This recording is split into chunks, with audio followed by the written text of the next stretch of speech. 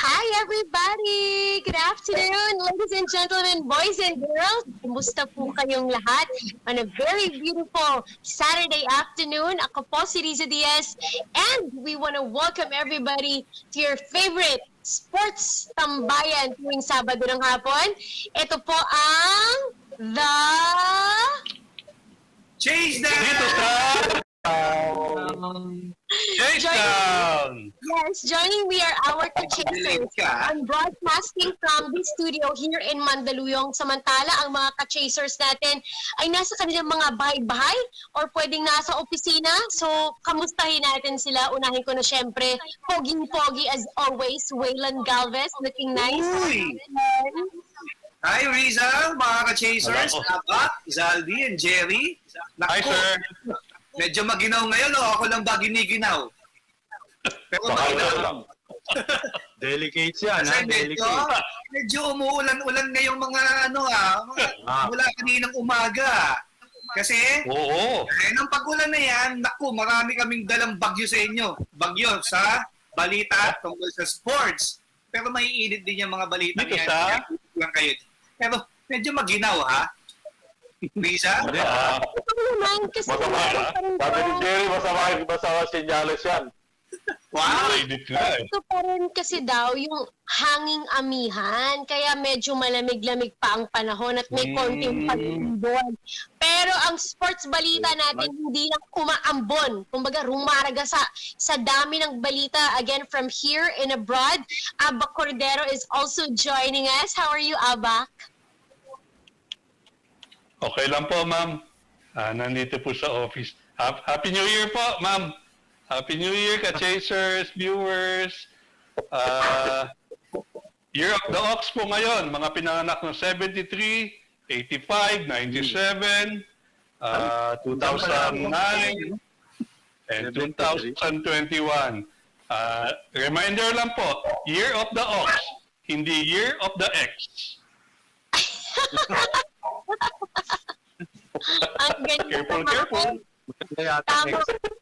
Tama. Sa ating mga, lalong-lalo na sa ating mga Filipino-Chinese friends and family, sa ating mga Chinese na viewers, aba, Kong Hei Fat Chai. Yan nga natin sabi. Happy Lunar Chinese New Year sa inyong lahat. At tama si Abak, Year of the Ox nga tayo ngayong taon na to. So sana, di ba sabi nila, maging ox na daw tayo for the whole year. Pero alam nyo rin, ang hindi makakalimot sa kung ano bang importanteng araw ang ipinagdiriwang natin bukas. And I'm sure meron na siyang countdown. Baka oras naman ang countdown niya is Jerry Ramos. How are you, Jerry? Hello, Direk Lisa. May Hi. camera ka kasi dyan sa background, kaya Direk ang tawag ko sa iyo. Yung mga ka-chasers, Abak, Waylon, Hi, sir. Saldi, yes, tama ka, Riza.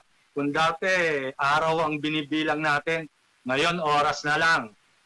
10 hours, to be exact. At araw na ng mga puso. No? Kaya happy Valentine's in advance.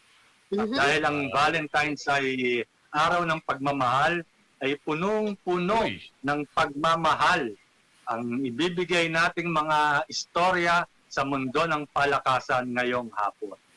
Riza?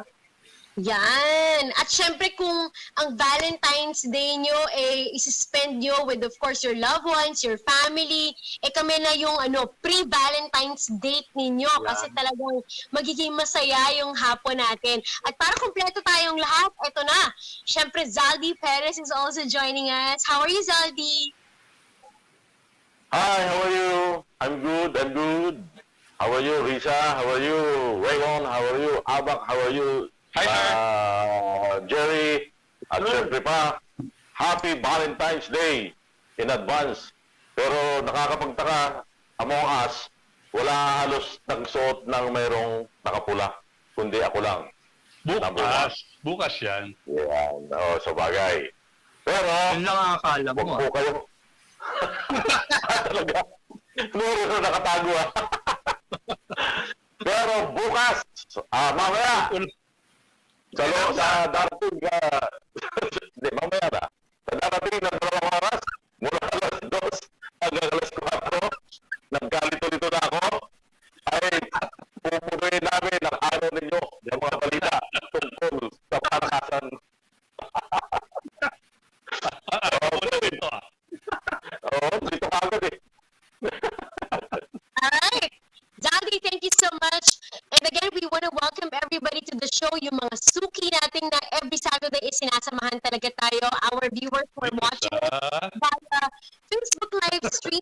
PBA Rush, yung iba nagamit ang kanilang Signal Pay app, or yung mga nakikinig sa atin via Radyo 592.3 News FM.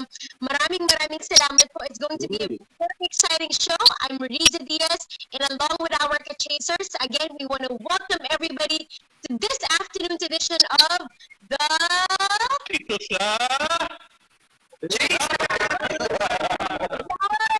Wala po na tayo mag-aarap.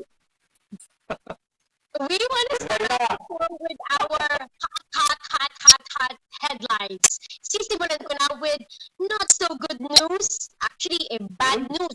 Dahil ang FIBA Third Window Asia Cup Qualifiers na gaganapin sa Doha, Qatar, kansilado. Pero ang good news, matutuloy ito at gaganapin na ulit dito sa may Clark, Pampanga. Ang date, to be confirmed, pero again, that's a welcome development for the third window again of the FIBA Asia Cup Qualifiers. Okay, speaking of Gilas Pilipinas, yan, ang Gilas Pilipinas maglalaro bilang guest team sa 46th season ng PBA.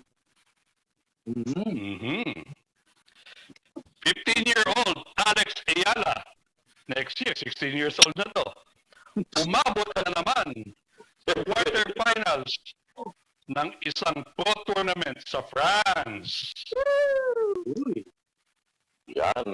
At syempre pa, nako, maraming nakakamiss na dito. Pambansang Kapaw, Manny Pacquiao. Nag-umpisa na ng training camp. Ang problema lamang ay hindi pa natin alam kung sino ang kanyang pinaghahandaan at susunod na makakalaban. At eto pa, nako, Tokyo Olympics chief nag-resign dahil sa controversial comments. Ano ba itong mga komento na po? Maalalaan natin yan mga kuya. Lahat ng yan po ay ating hihimayin at tatalakayin ngayong hapon na to. At bukod dyan, syempre meron tayong mga makakasamang mga bisita. Just like what we did last week where we got to talk to our PBA aspirants, kumbaga our draftees. Meron na naman tayong dalawang magiging bisita ngayong hapon ito. Joining us and chatting with us so we can get to know them more is from the Ateneo Blue Eagles. We have William Navarro. And also from the Adamson Soaring Falcons, we have Jerrick Ahanmisi later on the show. Plus, si Mr. Nonong Araneta, he is chef de mission for the Tokyo Olympics. So those are our guests for today. And who knows, pwedeng madagdagan pa yan. Kaya wag po kayong aalis, pakiabangan niyo po yan. And again, sa mga nanonood po sa atin, pwede po kayong sumali sa ating kwentuhan, mag-chat na po kayo, lalong-lalo na dun sa mga nakatutok sa atin via Facebook live stream dahil maya-maya babati din tayo sa ating mga viewers. But let's start off with again our hot topic for today. Kasi ito, na-i-announce lang. Was it yesterday or kumbaga earlier today kasi the difference in the time zone. But again, Doha has announced, of course, the cancellation of them hosting the third window of the FIBA Asia Cup Qualifiers. Because again, it is because of the rising numbers of COVID-19 infections dun sa may Doha, Qatar. So, una nga nagsabi na ang Saudi Basketball Federation as early as Friday morning na they're canceling, of course, the window that they're supposed to host. Ang dapat maglalaro sa Doha is Groups A, B, at E. Sa Group A, ito yung mga member countries. Of course, Pilipinas is in Group A. So with Korea, Thailand, and Indonesia. Ang Group B naman ay binubuo ng China, Japan, Chinese Taipei, and Malaysia. And Group E is Iran, Syria, Saudi Arabia, at Qatar. Pero ang good news po ay dito po ulit gaganapin sa ating bansa sa may Clark, Pampanga, ang nasabing third window ng FIBA Asia Qualifiers. I think we just have to get more details. They are soon to confirm on when exactly the third window is happening. But the Philippines now being, of course, or us here in Manila and in our region, na-lift na yung mga dating travel restrictions na meron tayo. So maaari na tayo ulit mag-host. So that's a welcome development for me. And whether may fans or wala, magandang bagay or malaking bagay para yung mga atleta natin ay dito sila maglalaro. And I'm very excited. I'm confident na yung bubble natin sa Clark na dati nang na-implement at dati nang na-execute, magagawa ng tama para ma-host ng maganda itong mga bisita natin. And I'm sure you guys share the same sentiments of how exciting this is gonna be. Jerry, are you gonna be covering for this? Siyempre. Bakit? Hindi ko alam, Chris, kung ano although yung FIBA Asia nagpadala na ng mga accreditation beforehand. Oh, yeah. So, I don't know if they will allow international media to cover the event. Nonetheless, syempre we're happy. The FIBA Asia qualifiers will be back here in our country, no? Back where it really belongs, no? Dahil alam naman natin na called off yan dahil sa travel restrictions imposed by the government beforehand. Pero ngayon, medyo lumuwag na yung mga restrictions natin sa mga arrivals, and I think that paved the way for the SBP to offer, no, or lend their hand sa FIBA Asia na, hey, pwede na uli kaming mag-host, baka pwede nyo kaming i-consider ulit. And I think yun nga ang napag-desisyon na ng FIBA Asia hierarchy last night. Yung isa sa Lebanon yata, yung isang group dun gagawin. So we're happy. Very much happy, Risa. You're, of course, speaking somehow on behalf of the broadcasting team also and the media that will be covering this event, because this is going to be something really exciting. Waylon, sa tingin mo, may effect kaya yan sa mga manlalaro, lalo na sa ating mga players na gilas? Kasi at one point, na-cancel, tapos biglang tuloy. Tapos ngayon, tuloy na naman. Meron kayong effect yan sa kanila? Of course, Risa, no? Yung pagkaka-announce ng Doha or ng FIBA Asia Executive, si Hagop Kamsisyan, na hindi tuloy yung FIBA window sa Doha. May mga nag-post na ng players ng Gilas, including si Kiefer Ravena, na nag-thank you siya sa support ng fans, sa mga coaches, sa sacrifices nila during the training bubble. And then all of a sudden, biglang may balita na yung hosting ng Window 3 balik sa atin, sa Pilipinas. So, of course, i-quote ko lang si SBP Al Panlilio, no? SBP President Al Panlilio. Ang sabi niya, we at the SBP did not wish for this to happen. We were perfectly fine with playing the role of competitor instead of host for the final window of the FIBA Asia Cup Qualifiers. However, know all too well the risks involved in planning an international sporting event during these extraordinary times. So kumbaga hindi natin inaasahan to eh. Bigla na lang bumagsak uli sa lap natin, sa pintuan natin. Siyempre, kung ako player, I'll feel excited too na eto na naman uli tayo. Dito naman sa bakuran natin gagawin. So kahit pa paano, may epekto yun na, yung lalo Lisa, excitement na maglalaro ka sa bansa mo. Yeah, definitely. Kasi nga kahit hindi allow yung mga fans for now, kasi because of the ongoing pandemic, it still is, brings a whole lot of comfort when you're just here. Kasi yung time zone, hindi masyado magiging malaki ang adjustment. But what are your thoughts? It's a good thing that SBP, that, us here in the Philippines, we're always ready regardless of, the situation that is brought upon us. Well, in terms of readiness, nandyan yung readiness natin. Una-una, because the venue is ready. Ginamit po yan sa PBA Philippine Cup Bubble na pinuntahan ng kasama nating si Jerry. Tingin ko, miss na niya yung bubble ngayon. Kaya we can only hope for the best. We can only hope for the best na kung talaga matuloy ito. There's no date yet, Yes. Pero I think they will have to decide in 10 days, Hindi rin nila pwede patagalin because teams will have to prepare for for the FIBA Asia Cup proper in August. And ayaw din patagalin ng SBP yan because of the schedule of the next PBA season. Ayaw nilang mag-abot yan siguro ng by end of March or April siguro. No? Sana, mahirap kasi ibang sitwasyon. It's one thing to hold the PBA bubble because lahat ng players, tiga rito lang. It's another thing to stage a tournament like this where foreign players, officials, maybe foreign media will enter the country from their own nations. Ano? Ibang sitwasyon eh.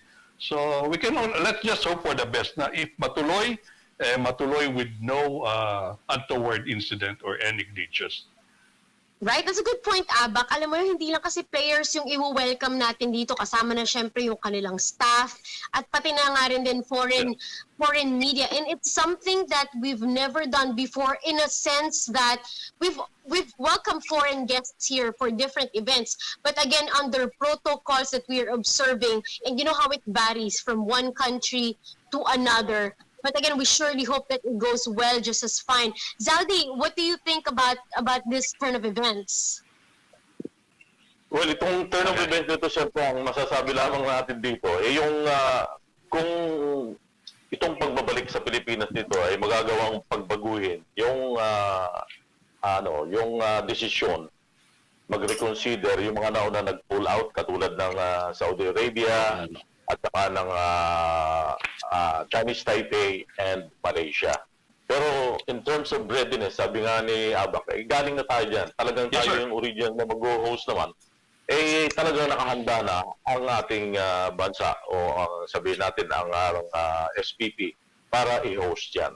Ngayon, yung lang, katulad nung nabanggit ko, kung itong ginawang magbabalik sa Pilipinas ay magbago ang isip ng mga nauna ng nag-pull out. All right. You know, in a bit, we'll bring in our first guest this afternoon. I think we're just waiting for confirmation if Mr. Araneta is already with us. If not yet, I would suggest we move on to the next topic. Na konektado rin dito, syempre, sa ating national team. Jerry, I would want to discuss now, sana yung pagsali or magiging pagsali ng Gilas Pilipinas sa paparating na PBA season sa All-Filipino Cup. Is this something that is confirmed already? Riz, na pag-usapan pa lang to during a special PBA board meeting last Monday. In-offer pa lang or inilatag ng PBA board na yes, they are welcoming yung Gilas Pilipinas team as a guest ball club this coming Philippine Cup sa 46th season ng PBA. And the SBP was grateful for the invitation and said that they will decide on the matter once tapos na yung assignment nila or yung campaign nila dito sa FIBA Asia Cup Qualifiers. But nonetheless, sabi nga ng SBP through President Al Pandillo, who also represents the Meralco team sa PBA board, very welcome development ito para sa kanila. Especially ngayong time ng pandemic na medyo limited yung mga training abroad, no, dahil sa mga travel restrictions nga. So sabi niya magandang idea yan on the part of the PBA, but again the SBP still has to sit down with their coaching staff and discuss the matter. Jerry, I'm looking into some notes and it says here, unlike before when the PBA has done this already, having the national team join the current conference, this conference though, if ever sasali ang Gilas, the possibility of them being crowned as champions for the said conference, baka pwedeng mangyari, unlike before. Yes, tama ka, Riz. Isa sa mga in-offer ng PBA yon na condition na pwedeng mag-champion ang Gilas Pilipinas team. Yung, kumbaga yung win-loss record nila will reflect dun sa win-loss records ng mga makakalaban nila. Previously kasi yung mga national teams na nagiging guest team sa PBA, hindi kinakount yung win-loss records nila. I think twice pa lang yata nangyari na ganitong pwedeng mag-champion ng isang national team sa PBA campaign. Una noong 1985 Reinforced Conference na pinanalunan ng NCC squad under the late legendary coach Ron Jacobs. And then noong 2011, nung time ng Smart Gilas Pilipinas 1 under Raiko Torman. Although yung team na yon nila Marcos Dautit, nila Chris Chu, JV Casio, and other players, umabot lang sila ng semifinals. Natalo sila against Barangay Hitet. Okay, Jerry, thank you. Waylon, do you have an idea perhaps on what's going to happen on those players that was in the special draft? I think ganun pa rin ang status nila, no? The last time I talked to Coach Ryan Gregorio, he mentioned na yung mga players na yun, ano pa rin, ganun pa rin ang status, with Gilas pa rin sila. Although 5 of them were drafted by PBA teams, kumbaga yung rights of playing pa rin nila nando sa Gilas kasi ano yan programa yan until 2023. So sabi nga ni Rain or Shine owner Raymond Yu, medyo matagal pa nilang mapapakinabangan yung isang player nila doon na makakalaro for their ball club kasi ano to kumbaga project to ng SVP. They're training for the national team for the FIBA 2023 World Cup. So yung may nadagdag I think na 3 players, ganun din yung magiging status nun. Kumbaga sa Gilas to lalaro. But draft man sila ng PBA team in this coming rookie dispersal draft, kumbaga hindi pa rin malamang hindi pa rin nila magagamit ito dahil for the national team itong mga batang to.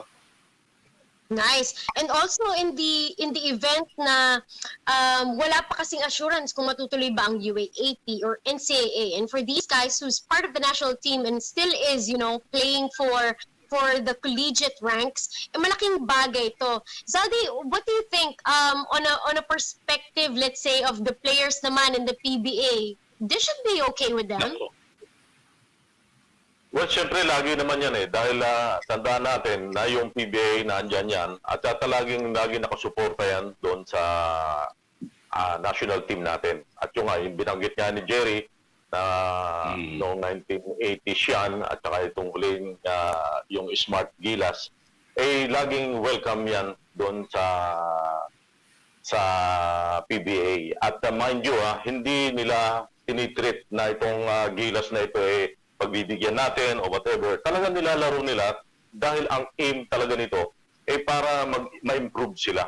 Ma-improve sila ng gusto at magkaroon talaga sila nung talagang competition. Like what happened nung sa NCC, nung panahon na yun, natatandaan ko yun kasi I was covering then.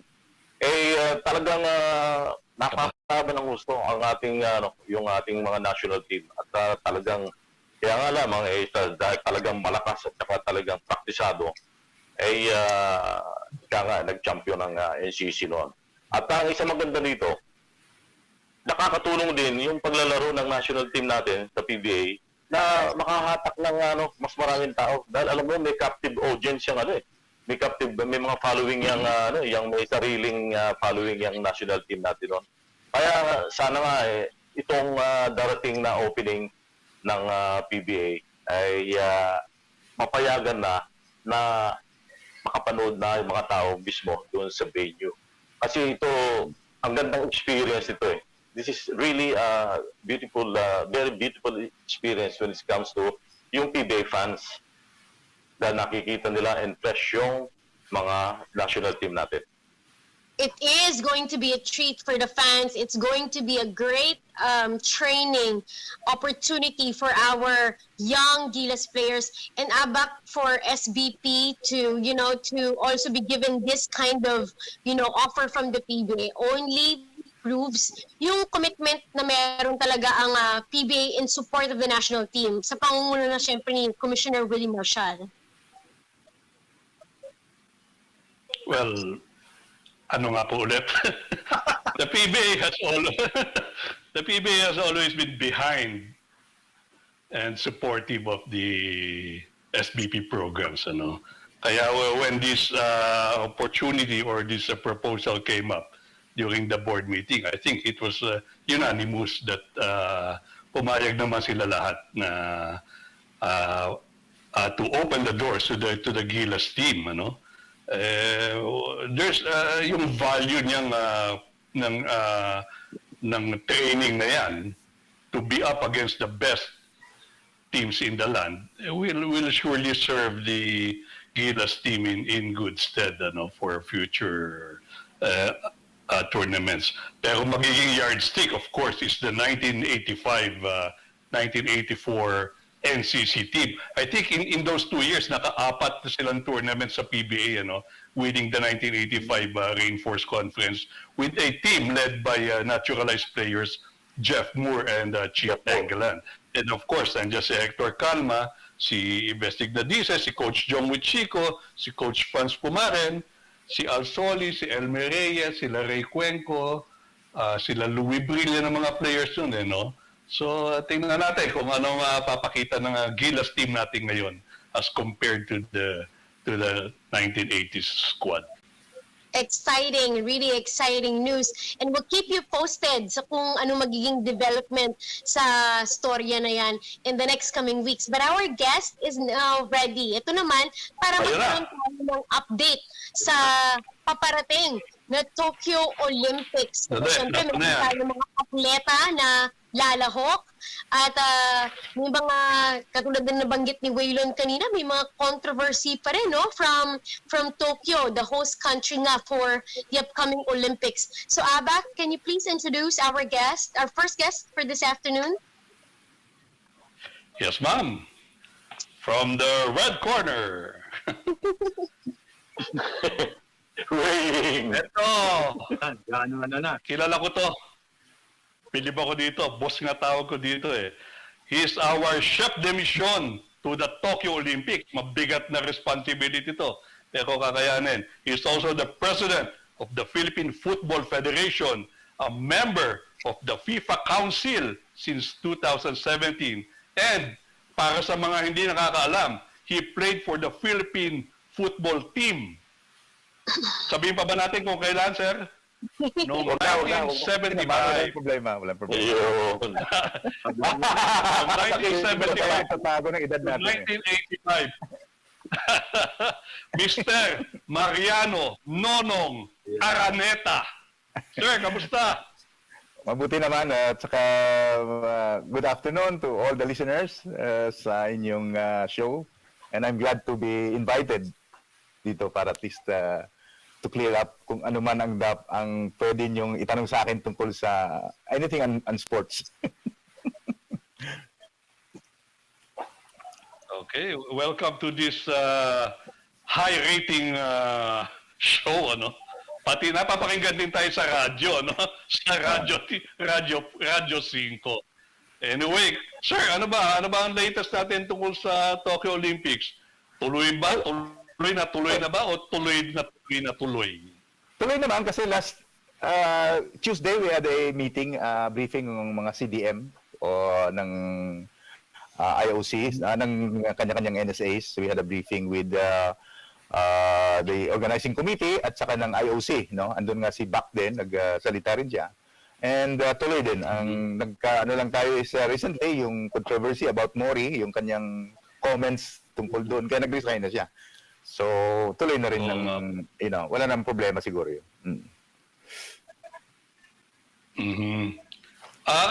Doon sa meeting po ninyo, among the chefs de mission, of course, kasama ka doon, ano po ba ang, what are the remaining concerns? Actually, we discussed about the playbook that they came up with, no?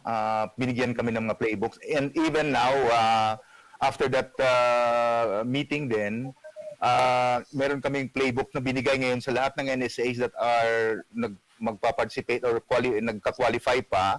I think there are 20 of the NSAs, no? So binigyan namin sila ng playbook ng athletes and officials kung anong dapat gagawin prior to the Olympics, upon arrival in Japan, during the games, and after departure. Parang ganon. So lahat ng mga protocols dapat sundin. Of course, medyo mahigpit yan. Anyway, Mahigpit na sana higpit, matuloy. Mahigpit na mahigpit. We're not even allowed to go on public transportation. Kailangan transportation ay designated transportations lang pag andun ko sa Japan. So you're not even allowed to shop. Walang sightseeing, ganon. Tapos, of course, social distance, hygiene, lahat. Doon yun sa playbook na dapat sundin natin ng athletes and officials para to protect the game from, from any untoward incidents. Ganon. Para nagdadalawang isip na tuloy ako. Hindi. Anyway, sana matuloy, sir, and you bring home the bacon. Siguro naman yung athletes natin ganadong-ganado, no? I mean, for a long time they haven't trained, and mas mabuti naman doon sa representation ng POC at saka PSC. We were allowed by IETF to resume our training last December, at saka ngayon, so nagbababol ngayon ng mga marami na may nagbababol na sila. Okay, sir, thank you. May questions pa iba nating kasama. Thank you, sir Nonong. Thank you, Abak. Jerry. Yes, good afternoon, Sir Nonong. Good afternoon. Sana you bring home the sashimi, hindi bacon. Mas masarap yung toro sashimi. Salmon ako, salmon. Actually ngayon, Opo.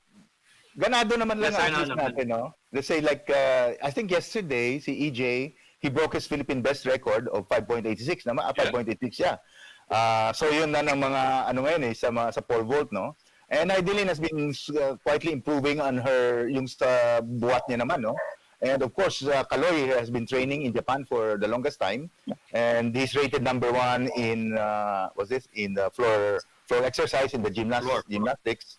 And our two golfers, si Yuka and si Bianca, I think they have a good shot naman because they've been joining the PGA Tours and the Japan LPGA and the Japan LPGA for Yuka. Yes, sir. Sir, speaking of Kaloy and si Yuka, alam natin nasa Japan na sila, no? Is it an advantage ba on their part na at least nandun na sila, yung acclimatization with the surroundings nakukuha na nila as early as this? Do you agree po ba doon? I agree with that, no? At saka I agree na it's an advantage for the athletes to be out of the country right now, no? To train. Kasi dito sa atin limited kaya bubble competitions, kaya let's say like yung boxing, taekwondo, and karate are in Inspire Academy, yung fencing is in Ormoc, yung archery is in I think in Dumaguete, ang rowing natin is in in La Mesa Dam. Ang importante kasi yung competition so doon sa nakapag-compete yata si Kaloy with the Japanese gymnasts din. Of course, Yuka and Bianca be competing. So it's really an advantage to be out there and competing and really honing your skills for the Olympics. Yeah. And Humor also. I'm talking about Humor. He's in California, and he has, I think, professional bouts na naka-line up, and it's good for him that he's training there. Si Irish naman, she's training here in Inspire, and we have a lot of boxers there right now kasi may qualification pa sila sa world So hopefully some of them can also be can join the other two boxers in the Olympics. Yeah. Yes, sir. And tumbukin na rin po natin yung mga qualifying tournaments. So far po ba, Sir Nonong, wala pa kayong nababalitaan na maka-cancel yung ganitong qualifying tournaments because of the rising COVID cases sa mga countries na mag-host nito? Of course, yung sa Lebanon dapat, Jordan yata, yung taekwondo, it was supposed to be March. Ngayon, May na naman yata, April or May. Either yung karate, which is in Paris, or baka naman ma-postpone din. So, inaantay lang namin yung mga IF kasi na talagang mag-ano sila kung kailan talaga ang kanilang mga qualifying, no? So marami ang na-postpone, no? In fact, narinig ko kanina, yung FIBA na sa Doha, which is supposed to be 18 to 22, canceled na rin, no? Because of the rising cases in Qatar. So I mean that is something that we cannot avoid, no? Kasi these countries are really protecting also themselves from the COVID. So hindi natin masisi kung maka-cancel, but nevertheless the athletes are always training and ready to participate in the qualifying. One last na lang, sir. Will that be a concern sa inyo kung ganyang medyo ang daming alanganing mga tournaments na if ever kung matutuloy or Ay concern din natin kasi syempre ako as an athlete kasi di ba may pinipreparean, kung nagpe-prepare ka, may kind tournaments na na-prepare ka para yung peak, pag mag-peak ka, tamang-tama dun sa tournament. Di ba? So, eto ngayon ang problema nila eh. They are, yung taekwondo, no? They were preparing na yung March ang kanilang qualification, sa Jordan. And all of a sudden, biglang, postpone na naman. So, parang for an athlete, even for a coach, back to the drawing board na naman. Paano naman yung training natin for the new next weeks or something like that. So, it's a concern not only for me, but also for the athletes and for the coaches. Thank you, Sir Nonong. Okay. Sir Nonong, na-mention nyo na po itong mga atleta natin na who's still hoping to be able to qualify for the Olympics. Meron po ba kayong exact figures or pwede niyo po ba kaming bigyan ng mga pangalan or kung anong sport pa po yung sinusubukan po natin makapag-qualify pa? Lahat, of course, except for gymnastics, lahat marami pa tayong athletes, no? Actually, there are 91 athletes that are yung nasa namin sa pool, no, for the Olympics. 4 of them already qualified, no? Nagpahabol yung surfing eh. So, instead of 19 disciplines, we have now 20 disciplines including surfing. So, may qualification din yung sa surfing sa yata sila sa Dubai yata eh, gano'n, no? So, there are 91 athletes, no? But 4 have already qualified. Of course, Kaloy, EJ, Humor, and Irish. So, malalaking chance pa rin siya. Of course, si Heidelin, yung dalawang golfers natin na babae, yung si Watanabe sa judo, I think kaunti na lang para ma-qualify siya. Even Marge Didal sa skateboarding. So, there are 91 athletes right now na nagte-training. Sana nga po mabigyan po sila ng pagkakataon na makapag-participate sa mga qualifying tournaments para sakali makahabol po sila sa Tokyo. Si Zalti po may tanong din. Yes, hello po, Nonong. Ito, tatanungin ko naman yung tungkol sa vaccine. Of course, alam na natin na may mga naka-schedule na dumating yung vaccine natin dito sa Pilipinas by March. Tungkol naman ito doon sa Olympics na ang mga athlete ba na maglalaro sakaling matuloy itong Olympics kailangan vaccinated na. Hindi naman hindi mandatory, no? But it is advised by IOC na kung pwede magpa-vaccinate yung mga athletes, no? But dito naman sa atin, we're trying our best naman with the help of our yung si Mike Romero yata nag-ano siya ng bill din sa tapos si Senator Go na inaano nila na of course kung Bumble Tolentino as POC head, siya nag-ano din na para magkaroon ng vaccines yung athletes, no? So hopefully by May sana magkakaroon na tayo ng vaccines. But IOC sinabi naman nila that it is advisable but it's not mandatory. Sa tingin niyo ba hindi kayo magkakaproblema kasi may mga athlete tayong naririnig diyan natin i-mention na isa na interview namin dito mismo sa Chasedown parang alanganin siya na magpa-vaccine. Mauna daw muna yung iba. Ay, ako kung magpa-vaccine ako para makita nila na. So, kasi parang medyo kinakabahan sila yung mga ganun ba? Actually kami sa football, sumabay kami sa order sa Moderna, no? Nag-order sarili ninyong order through ICTSI kasi meron sila through Ricky Razon, gano'n, meron sila kasing foundation. So nag-order din kami for our football players, football officials, yeah.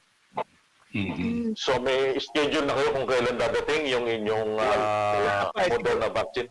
Siguro ang pagkabalita ko, mga May pa yan eh. No? May. June. Parang ganun. So pagdating doon right away, kasi striking distance na lang yan, pag-Olympics na right away, magpapabaksin na kagad. Oo, magpapabaksin kami. Pero yung Olympics naman, yung Olympians naman, I think they're part na doon sa mga gusto ngang nagkaroon ng yung sina Kong Tolentino, si Romero, si Senator Go, na parang isasabay na lang sila doon sa parang sa mga first batch or whatever, gano'n. Kung pwede lang. Question. Of course, may Last question. idea. Yeah. Anong feel ninyo? Talaga bang itong Olympics ay matutuloy o baka i-postpone din ito? Lalo na't alam naman natin yung surge ng coronavirus new variant ay talagang inaatake ng gusto itong Japan, Tokyo in particular.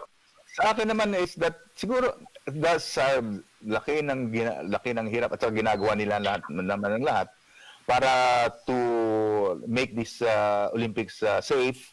Matutuloy ito, no? Especially with the vaccines na-roll out na yung vaccines, you know. So it's just a matter of how quick they can roll out the vaccines for their citizens, no? Siguro naman yung Japan, they have already rolled out the vaccines, you know. So ang kwan lang naman is that kahit of course yung citizens nila dapat safe din from yung mga bibisita. So I don't know kung may spectators o yun ang isa pa ang tinitingnan kung magkakaroon ng spectators. Siguro yung mga athletes naman and officials will be in a bubble Hopefully probably will be in a bubble in the Olympic Village na kaya nga bawal kaming kumain sa labas. If you are in the Olympic Village, you have to eat inside the Olympic Village. Bawal kang mag-public transportation. So yung schedules mo for 14 days yan, naka-indicate kung saan ka pupunta, mga ganon. Lahat, kailangan naka-log, naka-journal ka. So those are the requirements. Isang-isa na lang pala. Medyo nawala sa isip ko lang. Yung nakalagay ba doon sa banggit niya na binigyan kayo ng toy book? Toy book ba ang tawag? Playbook. Playbook. Toy book. Yung playbook. Yung playbook. Nakalagay doon yung parang guidelines kung anong gagawin ng mga athlete. Yes. Kung halimbawa ba na mayroong athlete na hindi sumunod doon, nakalagay din ba doon kung anong gagawin? Kung anong pauwin o... Yeah. Wala siya laruan. Out of the game. That's endanger yung kanyang participation sa Olympics. So yun pala yung ibig sabihin noon. Bigat Okay, thank you. Okay, William. Toy book na alalayan dito. Wala ko. Parang nga sabi ko, playbook o playbook. Kaya naman play. Nonong, Parang yung sa restrictions. Yes. Nonong, good afternoon. Padalan mo kami ng toya. Pag pumunta ka dyan. Yung playbook na binigay na namin sa mga NSAs So, at saka sa POC Nasa website. MSA na. Okay. In short, parang rule book. Parang rule book. Kapag dumadating yung mga ganitong competition, Southeast Asian Games or Asian Games, ilang gold medals ang mapapanalunan. Ito, syempre sir, Olympics ang laging tanong, makukuha na kaya yung pinaka-bimithi ng Pilipinas na gold medal. Sir, sa tingin nyo, after mga postpone yung Olympics last year, and then ngayon gaganapin na, sa tingin nyo, is this our best chance to finally get the gold medal? I think it's still our best chance, no? Kasi may mga athletes tayo na world rank you know? Like Kaloy, he's number 1 in the floor exercise in gymnastics, no? EJ is in the top 5 of the pole vaulters in the world, no? Si Eumer, na yung mga kalaban niya, I think he has beaten them all already before, you know. Of course, Heidelin is there, na prove na rin niya. And so, marami rin tayong mga boxers pa na that can qualify, na minalas ng si Nesty, no? But she was top of her class also before. So if he qualifies, he has a very good chance. Of course, Iris is also has a good chance. So itong mga yung ang group of athletes natin ngayon, pool of athletes natin, ito yung medyo hindi tayo just to participate eh. Merong chance talaga na magmedalya because of their rankings in the world. So you mentioned yung chance na magmedalya. Pwede ka ba, sir, magbigay kung ilan ang kaya natin? Aba. Mabigat yan, Wilon. Mabigat eh. Pero malay mo naman, sagutin ni Mr. Araneta. Kesa Okay, naman ako- anong ay uwi natin. Ako, there's a good chance of may possibility mag-gold. Ganon. There's a Yeah. good chance. Very good chance. Yan. There's a very, Five. Yeah. Mm. Okay, thank you, With, Mr. Araneta. with the support and the prayers, malamang na, we have a good chance. Thank you, sir. Sir, laruan namin ha. Huwag yung kalimutan. Sir, ball test 5 lang ako, ball test 5. Pero ako, pang-pop lang po ako. Bawal nga mag-shopping eh. Ayaw nga pala, bawal yung shopping. Bawal. Sir, iwan mo na lang dito, sir. Iwan mo na lang dito. Para kami mapreso doon. Sir Nonong, alam niyo po, ako, ang pinangarap ko talaga ay makapag-cover ng Olympics. And when I learned, a couple of years ago that Japan will be hosting the 2020 then Olympics, I got very excited kasi magiging ibang experience sana. I wanted to try the bullet train, di ba? Yun ang tawag nila doon.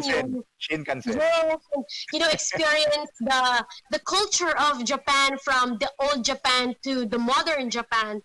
But in this light of occasion, siguro po, kahit hindi na ma-experience yung mga yan, basta safe ang mga atleta natin at matuloy po tong Olympics na to, kumbaga it's a win already for humanity as a whole, for the sports as a whole in the entire world.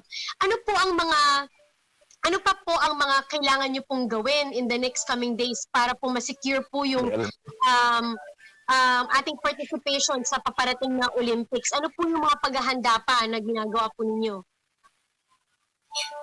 Well, of course, yung paghahanda is mga athletes, to train. And ito nga, yung mga playbook na ito or giving them the tips on what to do during competitions. Ito yan lahat to eh. Kailangan ma-ingrain nito sa nila eh. Sa minds nila eh, no?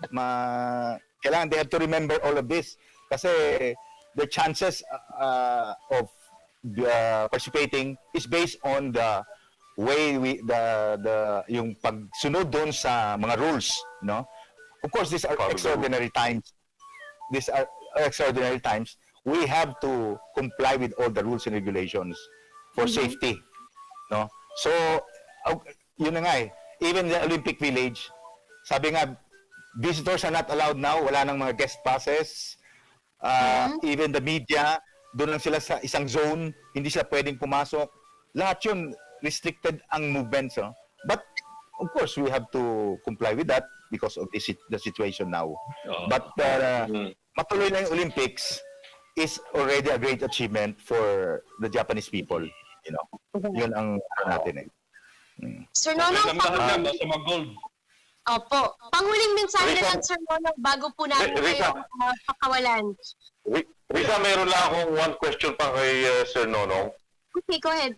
Yung, Sir Nonong, yung halimbawa, yung athlete, tapos na yung kanyang kompetisyon, o let's say, eliminated na siya, pwede na siyang mamasyal, o yung sinasabi natin mag-shopping. Hindi nga eh.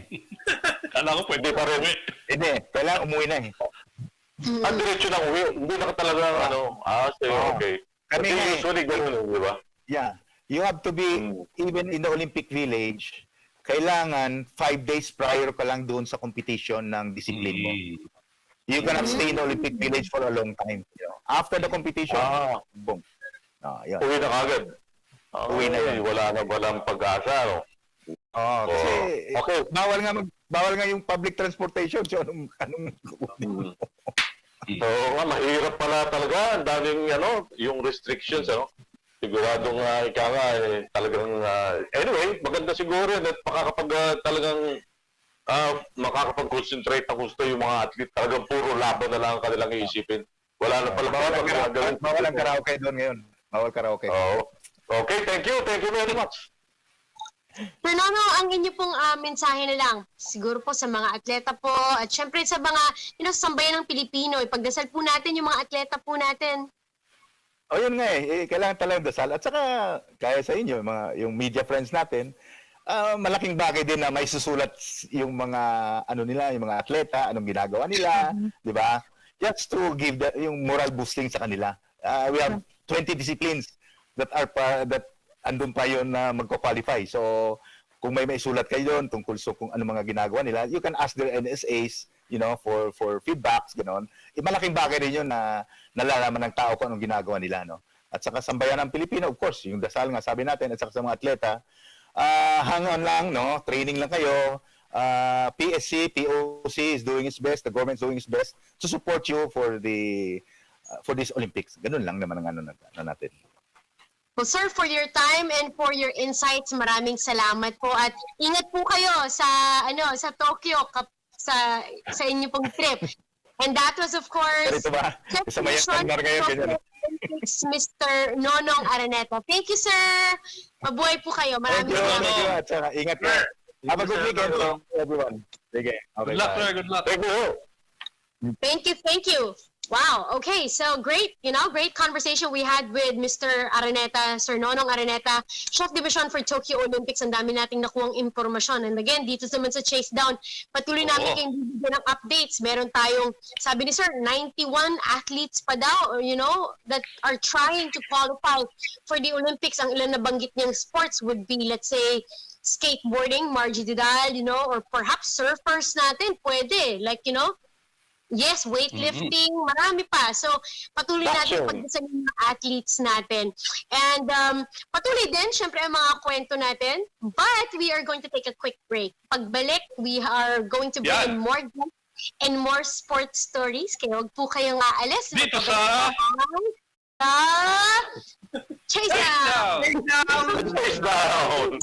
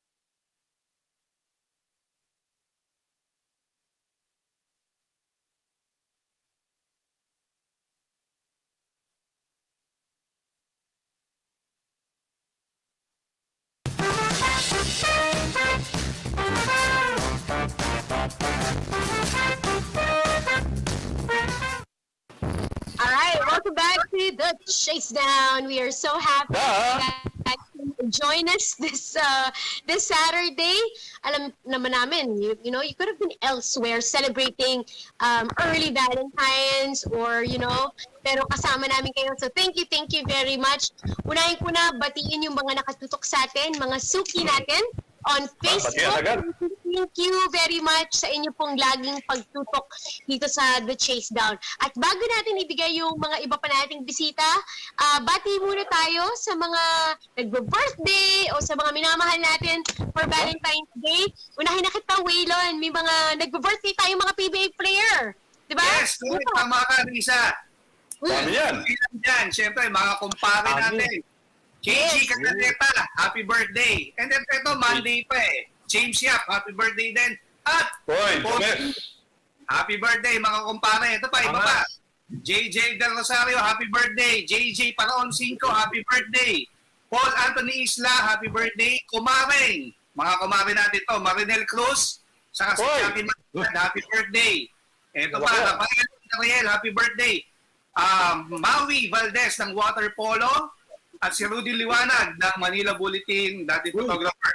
At ito, lang sa Poker Sweat officials na sina Tita Rachel Sale, Chief Yongko, at si Ma'am Nelly Lazaro Ramos. At kay Puma Executive, Michael Alver. Hi, sir. Hello!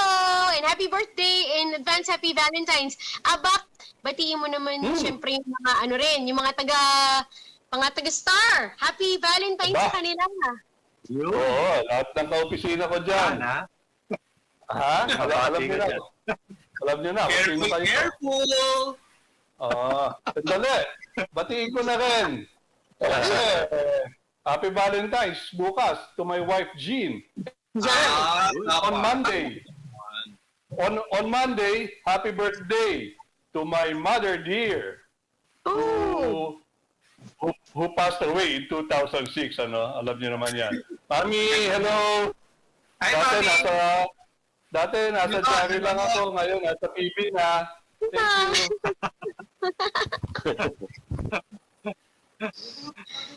Nice. Zaldi, go ahead yung mga babatiin mo. Oh, siyempre, happy Valentine's Day sa aking darling, si Ani. At siyempre, yung nanay ko, advance Valentine's Day. Nanonood yun lagi. At siyempre pa, may mga birthday naman yung aking tropa na nasa San Diego, si Portia. Nag-birthday noong Feb 7. And of course, yung aking uniko iho na si Baste. Nag-birthday siya noong February 11. Tsaka belated happy birthday sa aking kumpare na si Edward noong January 26. Yeah, yun lang. Si Edward. Okay na. Alright, Jerry. Ito muna. From Direct Christian Encarnacion, happy birthday. Kyle. From Daddy Christian. Yan. Happy birthday. Yun, happy birthday. Mike Lee. Happy birthday. Pagaling ka. Palakas. Galing ka. Kaibigang Ambet Nabus. Ambet. Happy birthday. Yan. Ambet. Eto. Kaibigan natin ito. Si Ambet, Kuya Mark Reyes. Happy birthday. Bukas. Birthday pala nun. Kuya. Happy birthday. Happy birthday. Maring Chris Aquino. Happy birthday. Si Waylon na to. Para kasi Barry Pasqua. Jordan, happy birthday. May singit ko lang, Jerry. Kasi ito, parang tradition na to sa akin. And because we celebrated, together with, of course, our Filipino-Chinese community, the Lunar New Year, Mr. Tony Lu. Happy Chinese New Year. Alam niyo, meron niyang pamigay na tikoy sa mga kasamahan natin sa PBA. So, nakakamiss. So, Sir Tony, kung nanonood po kayo, kasi Facebook friend ko yun si Sir Tony. Happy Chinese New Year sa inyo. Ibang klase yung tikoy niya ano? Yung tikoy niya, yung inaano doon sa dinikdik na mani. Naku, masarap One na of sana. the Kaya lang eh.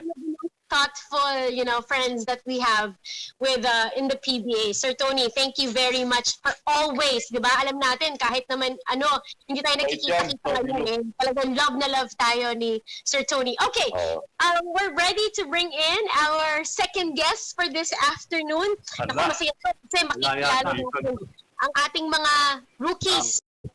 Unti-unti. So Zaldi, please introduce our second guest. Okay, nandiyan na ba? Okay, i-introduce natin. Ang ating guest, Ateneo Blue Eagles yan. Merong yung season averages niya ay 7.3 PPG, 5.6 RPG, and 1.3 APG. And ladies and gentlemen, let us welcome William Navarro. Yan. Hi, how are you, William? Good afternoon. Hello po. I'm okay naman po. Ayun. Buti nagtatagalog si William Oh. Hi, William! Kumusta? Kumusta ang ating William? Okay naman po. Medyo pagod yung training namin dito sa Bakit. Pero ngayon, umuwi na kami. Pauwi na. Pinauwi na kayo? Kailan? O nga, obviously, nasa bahay ka.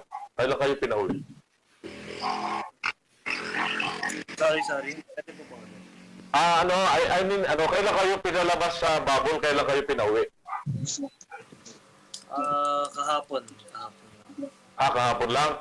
So kayo lahat na? Sabay-sabay kayo? Hindi, may mga uwi kanina. Pero, yun, may kahapon, tapos may ganun. Ngayon. Okay. Ito na, yung talagang totoong tanong ko ngayon. English to naka-prepare Basahin ko na lang. What PBA team do you think would be best suited for your parents and why? Yan. For me, I think, not sure. Kahit siguro, any team would be fine for me as long as trip ako ng coach. So, I don't really mind which team. As long as gamit nila ako. And I'm sure na I can provide naman sa team. May malaki yung tulong. Dito sa darating na PBA Draft, William, sa palagay mo, makakasama ka doon sa top 5 pick? Sorry. Pwede po ulit. Choppy po kasi. Dito sa parating na PBA Draft, sa palagay mo, makakasama ka doon sa top 5 pick? Saan po? Sorry. Sa top 5 pick daw. Sa top 5 pick. Yung panglima, yung doon sa yung first pick, unang lima. Sa unang lima. Hindi ko po masabi. Kasi masarap mag-assume. Pero hindi ko kontrolado kasi yung mga ganun Mamaya mag-expect ako dito tapos biglang masasaktan din ako pag hindi ako na-pick ng team na yun. So, hindi ko iniisip kung saan ako mapapapunta. So, huling question ko, William. Meron na ba ang mga team na kumakausap sa'yo? Team dyan sa PBA? So far, isa pa lang. Anong team yun? Anong team? Sabihin mo. Nawala. Ano nangyari? Tinanong ko lang William, tinatanong ko, kung gusto mo lang sagutin, anong team yung kumausap sa'yo na sinasabi mo? So far po yung Magnolia yung kumausap sa akin. Sabi nila training daw ako with them. So, sa kanila. Sabi lang training ka. Oo. Pero parang gano'n na rin siguro yun. So, thank you. Thank you very much, William. thank you po. Alright, William, si Jerry Ramos may mga questions din para sa'yo. Sige po. Yes. Hi, William. William, alam natin may 1 year ka pa eligibility with Ateneo. Bakit ka nag-decide na magpa-draft na? So basically, yung main reason, because of the UAAP season hindi ko alam, hindi natin alam kung matutuloy ulit yung season. So, yun. Kasi dahil sa COVID talaga I mean, I was supposed to play talaga sa last playing year ko. Pero since, yun nga, hindi natin alam kung kailan talaga yung final, time kung kailan i-start ulit yung UAP. So, yun yung PBA Draft. And William, I believe nagpaalam ka kay Coach Tab Baldwin, kinausap mo raw siya to get his inputs sa pag-apply mo sa draft. Sorry. Pwede mo po ulit. Ang balita ko kasi kinausap mo si Coach Tab Baldwin para hingin yung kumbaga basbas niya na magpapadraft ka na sa PBA. So, humingi ako ng advice sa kanya and hindi niya ako pinigilan na mag-join dito sa PBA Draft. So, kasi sabi niya na hindi naman may yung Ateneo sa next season kasi madami yung mag-fill in sa spot ko since wala na ring residency, so madami silang mga options na mag-fill in sa spot ko. So, sabi ko kung ganun, I think it's time na rin mag-join ako dito sa PBA Draft. And one more question. William, lumaki ka ba sa Athens? Doon ka nagbinata ba? Tama ba? Opo. Doon talaga ako lumaki sa Athens, Greece. Kasi doon nag-work yung parents ko sa Bali, ilang taong ka ron tumira? Bale, 17 years ako doon 17 years. Wow! Tagal, no? So, marunong kang Grego. marunong kang mag-Greek. Greco. Oo. Marunong. Konti. Sample. Sige nga. Sample lang. Baka maintindihan ko. Sabihin mo kung sino man magda-drop sa akin. Oh. Yasu. Kalimer. Ano yun? Ano ibig sabihin nun? Ha?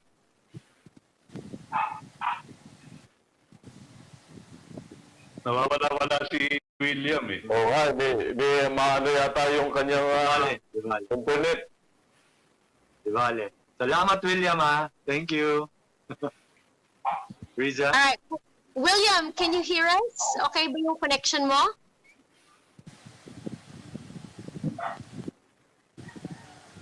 Okay, let's try to stabilize our connection with William Navarro para mas makilala natin siya. William, again, we'll try to reconnect para mas marami pa tayong maitanong sa kanya. But that's a good point, Jerry. You know, William spent most of his life in Athens, Greece. But I think both parents naman are Filipino. Pagbalik niya, try natin na makapagpaturo ng isa or dalawang phrase ng Grego, di ba? Parang Yanis Antetokounmpo.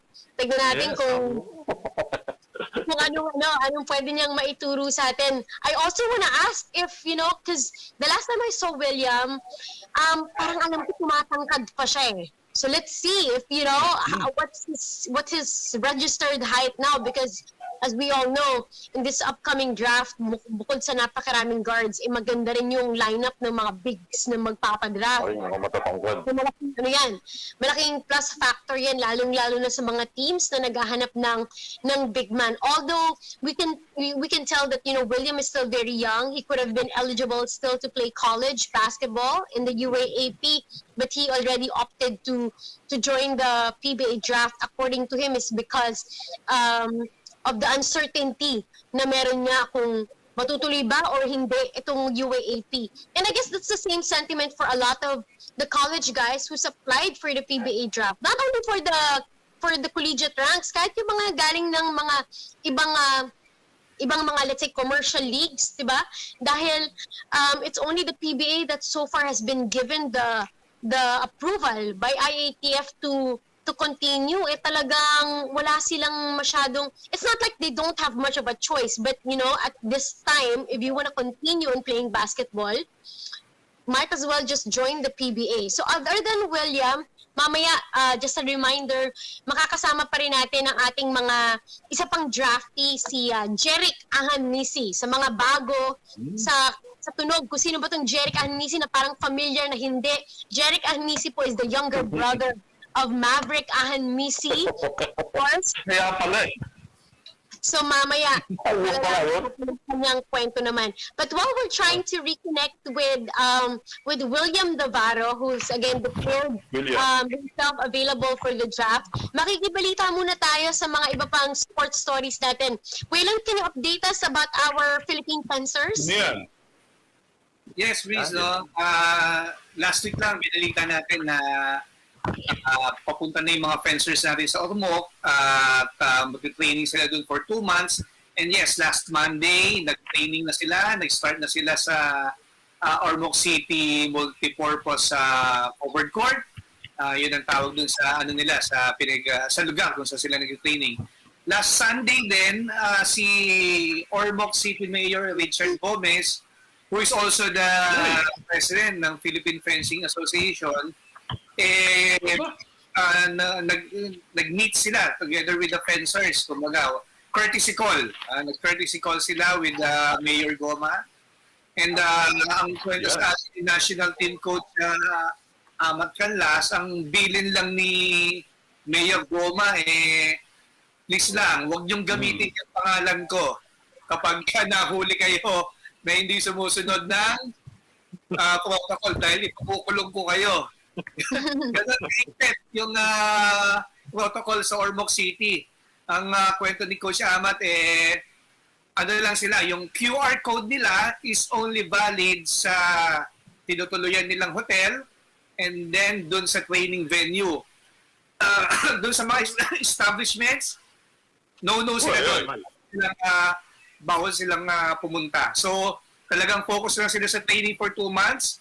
And as mentioned by Mr. Nonong Araneta, isa yung fencing association or isa yung fencing sport sa lalaban sa mga Olympic qualifiers. Ang alam ko is fencing will compete this coming April sa Seoul, South Korea for the Asian Championships. Yun yung huli nilang stage para mag-qualify sila for the Tokyo Olympics. Ayan, yung video na yan, pinadala sa atin ni Coach Amat Canlas.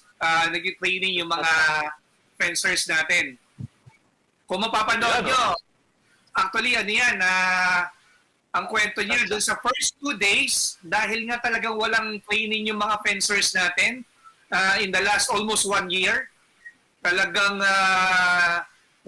talagang hirap yung mga fencers dahil ngayon lang sila talaga na nasubukan ulit sa training So kumbaga yung cardio nila, yung resistensya nila nasubukan during the first 2 days. So far naman maganda yung pinapakita ngayon sa training after 1 week. Riza? Good luck. Sana, di ba, makapag-qualify talaga tayo ng Philippine fencer to the Olympics. Jerry, I'd like to go back to the story kasi we were talking about, of course, the Gilas basketball national team, possibly joining the PBA. Meron pang isang balita about SBP naman, picking in the upcoming PBA draft. Yes, Riz. Sinubmit na ng SBP yung list ng only 3 players na i-include as special draft this coming March 14. Initially, sabi nila they will submit a minimum of 3 and maximum of 5. But as it turned out, 3 lang yung binigay nilang pangalan. Si JD Tongkab, si Tadi, Rangel, and si Heading. Ano nga ba pangalan? Jordan. Ni Heading yun. Basta tatlo silang pangalan na special draftees for this coming draft. Yung order of draft, the same as the regular draft. Pero Perma ang unang magpipick, followed by Northport and then NLEX. So, bahala na yung Terra Firma kung sino man yung tingin nila or napupusuan nilang karapat-dapat na kunin nila among the three players. Jerry, for the sake of those na who missed out perhaps, kung ano bang dynamics pag ganitong merong special Gilas draft sa PBA? Ano bang nangyayari? Can we refresh our viewers? Yes, isinasali sila sa Gilas draft, Gilas training pool. No? Alam natin, Riz, last 2019 meron ng unang-unang Gilas special draftees. 5 players yung nakuha dyan. Si Isang, yung Nieto brothers, Mike and Matt, si Alin Bulanadi and si Ray Suerte. So, imbis na maglaro sila doon sa mga respective PBA ball clubs na kumuwasak nila, nilagay muna sila sa training tool ng Gilas Pilipinas para if ever may mga competitions, may mga players na agad na pupunan doon sa roster ng national team.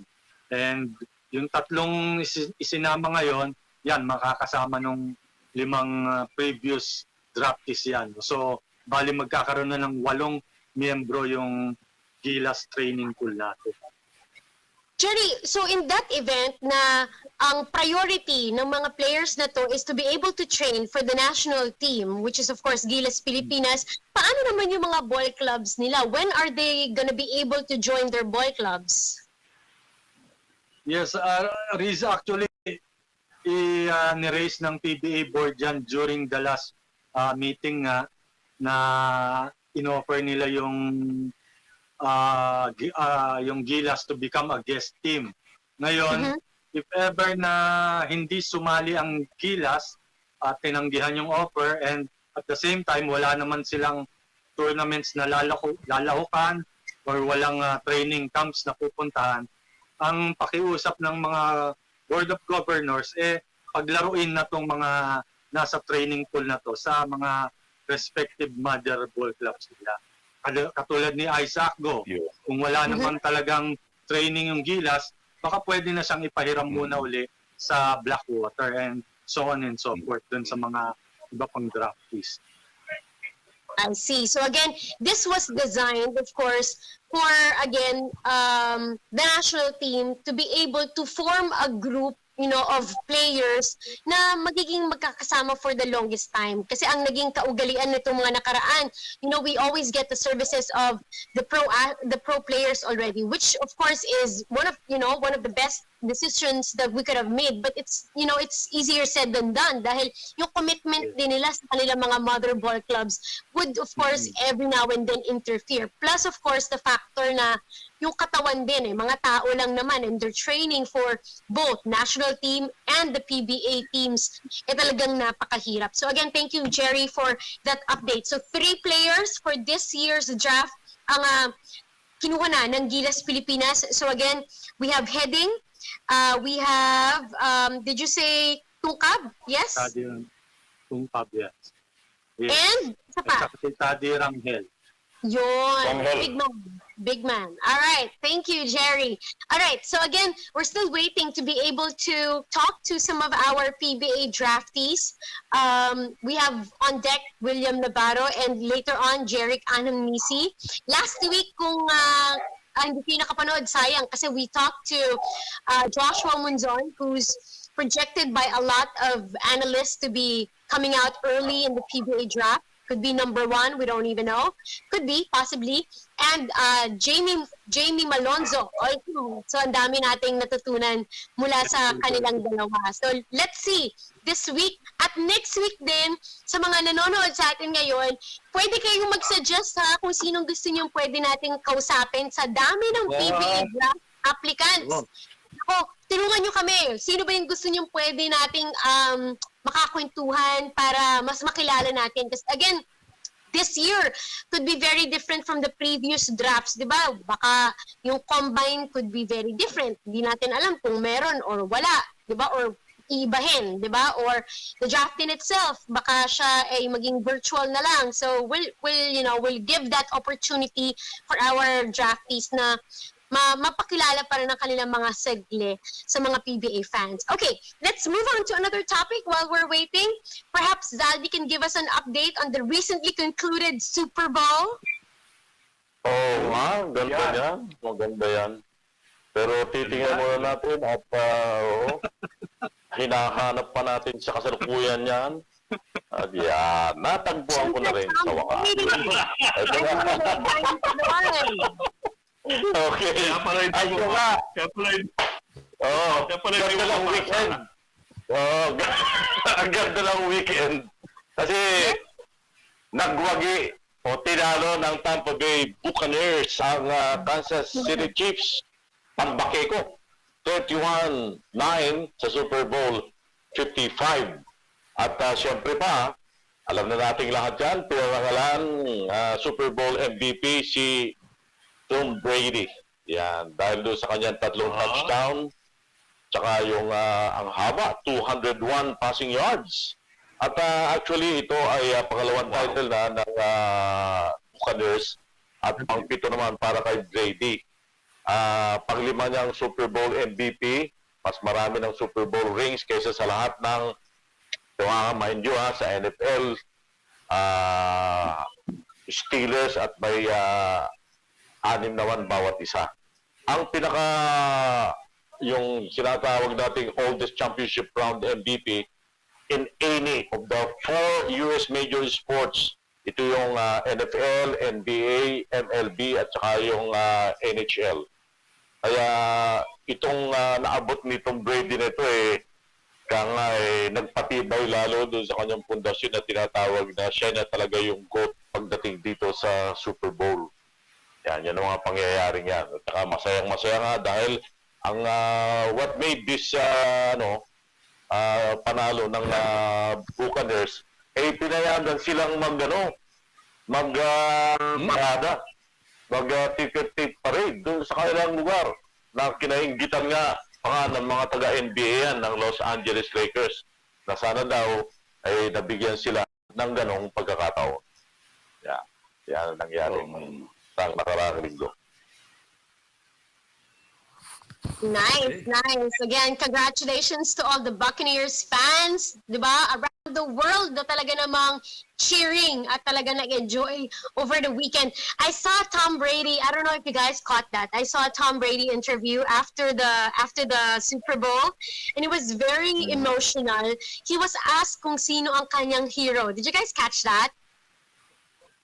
Hindi. It was very emotional. And he was actually asked kung sino ang kanyang hero and he was very emotional saying it is his dad. It's his father. Yes, it's his father. So again, congratulations. It was definitely a nice event. Okay, moving on to the next topic. Balik tayo dito sa Pilipinas. Abak, we have news that business tycoon Mr. Enrique Razon is willing to shoulder the cost of vaccines for our Olympians. Yes, of course. It's a very welcome development. POC President Bumble Tolentino made the announcement that Enrique Razon of ICTSI stepped up to the plate and agreed to shoulder the vaccine for Filipino athletes preparing for the Olympics. And magandang balita, natural, because right before that, Senator Bongo made an appeal to the government to help make sure that the athletes are among those prioritized for the vaccine.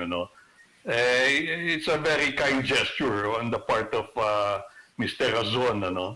In fact, hindi lang yata yung athletes ang tutulungan niya.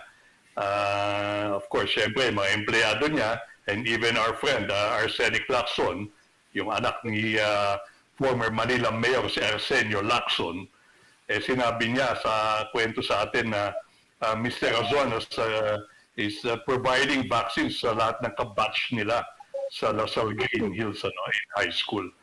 Wow. And of course, again, hindi lang naman si Mr. Azon ang tutulong. I'm sure the MVP group has plans to give their share, and of course the RSA group, lahat naman yan, yung kung tawagin niya, baka sila ang big three dito, ganyan, tutulong yung mga yan, even sila Congressman Mikey Romero, tutulong yung mga yan. Right, good development. And again, welcome yung mga ganyang klaseng mga storya, lalong-lalo na sa ganitong panahon. Okay, some more good news, and I hope Abba can help me in this story about Alex Ayala na nakapasok na po sa quarterfinals ng France Pro Tournament. Again, we are hearing so many good news, so many great stories from Alex Ayala, and it's been a great 2021 for her dahil ipinanalo ni Alex Ayala ang kanyang match laban kay Cristina Buxa, who's of course representing Spain. Yan. The score was 2-6 and 7-6.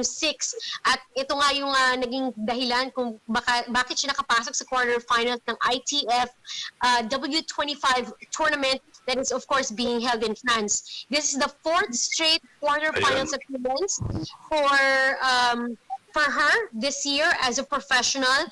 At sa kanyang laban kagabi, tinalo naman niya si Maha Chwalinska ng Poland in straight sets. 6 love, tama ba yun, Abak? And 6-4. Abak, you were mentioning about Alex Ayala's super tough schedule. She's playing back-to-back matches. Are we getting any information or news on how she is feeling? It's the other way around, Riza. No? She bowed out last night sa tournament. Well, patuloy ang participation ni Alex. It's the only way to get better pagdating sa sport na to. Alam mo naman, sa tennis, exposure means a lot. Madami naman tayo magagaling na players dito, pero hindi ka gagaling if you're nandito ka lang. Kahit na mag-training ka 6 days a week sa clubhouse, kahit na tumakbo ka 5 miles a day, MWF, and mag-gym ng TTHS, kung 1 or 2 tournaments a year lang ang sasalihan mo, that's not the way. Kaya si Alex is very privileged, and I'm pretty sure that she's taking, pouncing on the opportunity, no? Kaya yan lang naman ang pag-asa. Minsan, mag-scholar ka sa sa US universities or in some prestigious academies like the Rafael Nadal Academy, where our very own Alex Ayala, 15 years old yan, next year, 16 na yan. Where she is... I correct myself. Abak is right. Tinalo siya ng kanyang kalaban na Polish kahapon or kagabi. But what does this make of her campaign now, Abak? Dahil natalo siya. Wala, she moves on. It's a busy schedule, di ba? She moves on. Minsan, alam mo, when you lose, it drives you further, no? Naisipin mo, bakit pa ako natalo dito sa player na to? Ang tingin ko, kaya ko to. Next time na nalabanan ko to, hindi naman nanalo sa akin to. Minsan, ganyan ang yung effect ng pagkatalo sa mga batang players. So, take it positively. When you lose, move on to the next tournament. And again, you mentioned she's only 15 years old. So, malayo pa ang lalakbayin ng career niya, and let's hope and pray na walang injuries na mangyari kasi, di ba, nabanggit nga natin, napakabigat ng schedule na nilalaro niya. But it's a good thing and, something that's very challenging as well. So, nevertheless, Alex Ayala, you always make us proud. Thank you so much for all that you do for tennis community and, of course, the country. Jerry, let's go to another topic. Sunod-sunod tayo kasi nakantay natin yung mga bisita natin. see William Navarro will be talking to him via the phone. But let's go very quickly to the story, and then we'll put in William. Manny Pacquiao, he's back in training. Yes, medyo nanokso si Manny Pacquiao on social media dahil nag-tweet siya na training camp has begun. But sa mga tanong-tanong natin, it's not totally training camp na nagsisimula na siyang mag-spar or magpunta sa gym, no? It's more on conditioning lang, Riz. Patakbo-takbo lang, jogging sa umaga. Ganun lang, kinukuha niya lang yung condition niya uli, yung timing niya uli. Not necessarily na, pag sinabi kasi nung iba na training camp ang iisip na nasa gym agad Tama. So, nagpa-punching bag na, no? Yung mga kasparing na. Sa kaso ni Manny Pacquiao, hindi totally good. More on conditioning lang talaga. I see. Kasi so at least lalahanin he's natin on the rhythm, on the groove. Yes. Almost 2 years na siyang hindi lumaban. So, medyo kalawang yan. And if ever matuloy yung laban niya this May or later this year, so kailangan ngayon pa lang magpa-condition na talaga siya. That's true. Okay, thank you, Jerry. Let's bring back William Navarro. We'll talk to him via the phone. Again, William is or has declared himself ready for the PBA Draft. Hi, William. Can you hear us? Hey. Hi, William. Hi, dude. Yes, ma'am. Yun. Yan. Ayan. That's really Okay, William, again, on the phone. William, aming linya sa'yo. Narinig mo ba kami ng ayos? William, I'm curious, how tall are you now? Ano ang official height mo? 6'6". Did he say 6'6"? Wow, kung 6'6", kung tama yung rinig ko na 6'6", that's going to be something that's going to work for you. Kasi alam natin, sa PBA, sa laro ng basketball, it's height is might. Yes. Kasing pangkad siya ni Jerrick Ahanmisi na Ba? siksik. Naalala mo pa si Jerry. Yun yung mga panahon natin ba? William, another question. Abak, do you have a question for William? Nadidinig pa tayo ni William?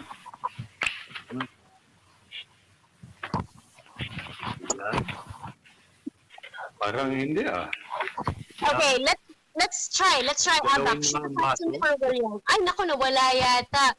Ay, it's so unfortunate. Kaya Sayang. nakatira si William, no? It's quite unfortunate. Mahina ang kanyang wifi. Tatanong ko sana, kamusta si Yayo? Napaka-old school. na love team. Napaka-old school na love team, Abak. Ano ba, panahon na ngayon ng mga iba na love team. Okay, so Ano sabi? babalikan natin si William, but we just finished the topic of Manny Pacquiao. Meron pa tayong isa pang news about Tokyo Olympics, and this naman is the resignation of the president. Can you tell us more about this, Abak? Ha? Ako pa din ba yan? Sino yan? Hindi, Tokyo Olympics Oo. Nag-resign ang Tokyo Olympics president ng organizing committee, no? Because of his very controversial comments recently. na about women being part of the board, ano. So alam mo naman sa Japan, nagkaroon ng backlash, agad-agad siya nag-resign, ano. Of course, things were said and nag-apologize naman siya, but sa kanila, yung ganito, pinakita lang niya yung delikadesa, no? Itong si Yoshiro Mori. Yoshiro Mori, ano? Former Prime Minister ito ng Japan, no? In 2010 and 11 yata, no? Mahigit sa linggo kasi siyang binatikos dun sa comment niya na women talk too much, kaya nagtatagal ang mga board meetings, ano? So, Riza, careful. Medyo ang backlash,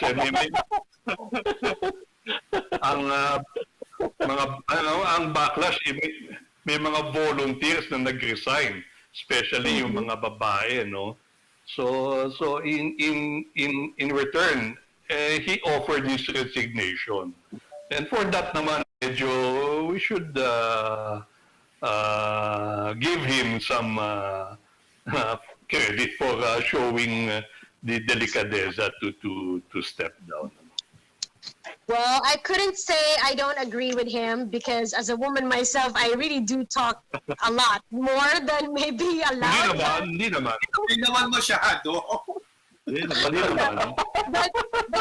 look, kasi in Japan, their culture is really like that. They value so much. The integrity should be very much intact. So when they feel like they are no longer serving, their position right, their constituents right, then hindi sila mag-aalangan but to give way to somebody perhaps better that could do the job. Thank you, Abak, for that news. Okay, here is our other game.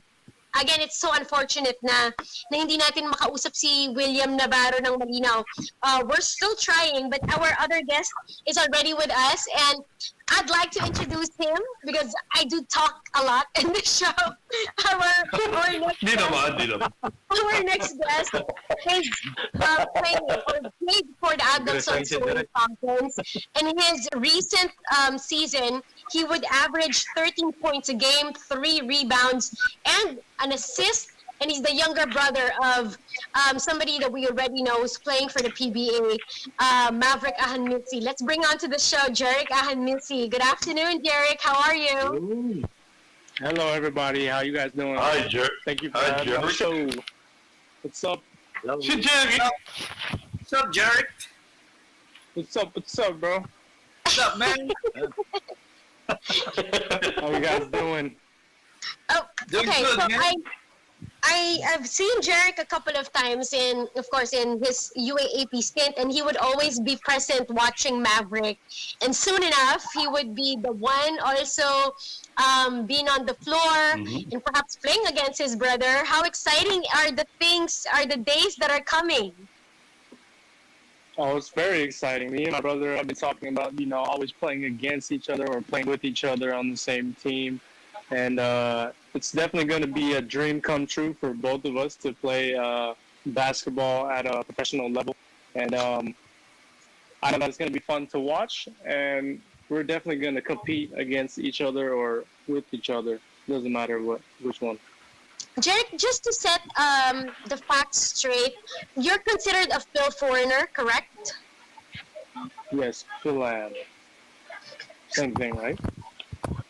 Because because your mother is what are the nationalities of your parents? Filipino and My mom is full Filipino, and then my dad is full Nigerian. Nigerian. There you go. Phil foreigner. Okay, and your papers are straight. You're good to go.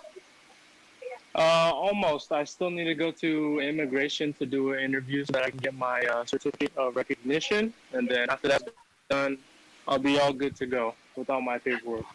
Are you in the country? Yeah, I'm in the Philippines right now. I'm staying at my brother's condo right now. Nice. Okay, the other chasers also have questions. Jerry, go ahead. Hi, Jerrick. You understand understand a little bit of Filipino? Yes, I do. Please. Yes! Ayan, ayos. Ayos! Alright. No. Jerrick, you have one more year of eligibility in the UAAP. So why did you decide to declare already for the PBA Draft? To be honest with you, before even the UAP got canceled, I was already thinking about not playing my last year at Adamson just so that I can go back home and maybe focus on, getting my degree somewhere back home. And also, I miss my family back home. I haven't seen them in over a year, I think. But I got the news from one of my friends that the PBA wasn't requiring any D-League requirement games anymore. So I just saw it as an opportunity and as a chance for me to, play basketball professionally and, accomplish a dream that I've been working my whole life for. Mm-hmm. Okay. Are you getting any tips from is it your Kuya Maverick, no? Any tips Yes. about the PBA, about the draft? He's just telling me to, not get too excited, not to get too nervous as well. Just to control what I can control myself, which is working hard every day, going to the gym, lifting weights, all that type of stuff. And everything will just fall into place. Wherever I fall, wherever I go to, whatever team chooses me, I'm just going to keep working hard and showing them that I'm going to prove myself that I deserve to be there. Mm-hmm. Correct. But are you nervous or excited?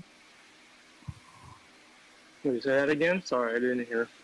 But are you nervous or excited about the draft? I'm a little bit nervous, just a little bit, but like I said, I try to keep the draft and keep like all the mock drafts that I see like on the internet and everything like out of my mind. Try not to let it get to my head or whatever. And just like I said, stay in the gym every day just to make sure that wherever I get picked or whoever I get picked by, I'm prepared and ready to go. Mm-hmm. Okay, salamat, Jerrick. Aba? Zach, go ahead. Thank you. Okay. Jerrick, kumusta? Ala. Okay lang. Okay. Okay lang. Okay. Ang tawag dumating, no? Okay, here's my question. Jerrick, do you want to play with your brother in one team in the PBA? Do you wanna? Do I want to play with him? Of course I Yes, want to of play course. with In one team. brother. In one team. I think it'll. Yeah. Any team, it really doesn't matter. Even if he gets traded and then I get picked on that team that he's on, we would definitely have a fun time. We would definitely have a great time playing with each other. But I think it'll be more fun and more competitive if we were going against each other for sure. Yeah, right. Okay, so is your brother your idol? Of course, that's my brother. And he's been in the PBA for what 6-7 years now. So Mm.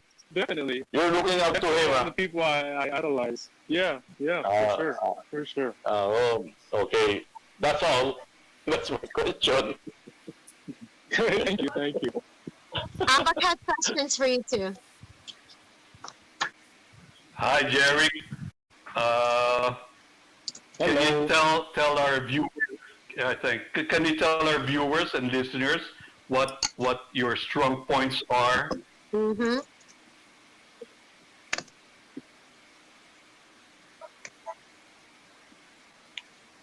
my strong points for this draft. Yeah, for the game. Player. As a player, what can they expect from you? I think one of my strong points. I think one of my strong points for whenever I'm playing in a game would be I think I have good IQ whenever I play. I think I can make good decisions, whether that's on offense or defense. Like I said, I feel like I can make the right decisions at the right times for myself and for my team as well. So I definitely think that my high IQ for the game definitely sets me apart from some of the draftees this year. And of course, I've asked this question to some of the draftees we've guested very recently. You're quite familiar with the PBA, with the players, with the game. Is there any particular, or are there any particular players that you think would you can compare yourself with, or the brand of game?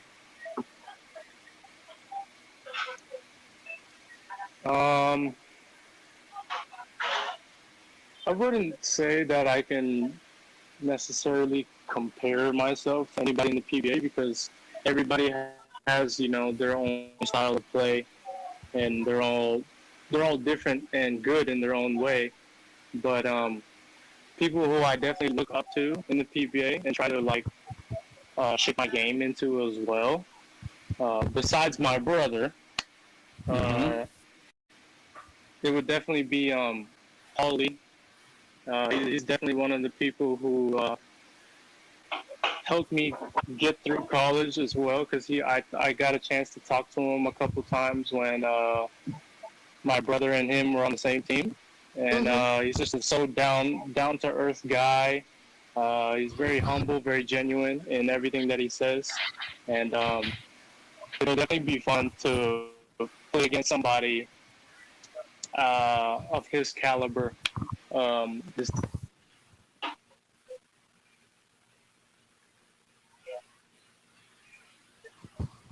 Sino daw? Ikaw daw. Ikaw daw. Hi? Kita ka niya. Ako? Iya Kita ka naman. niya. Hindi.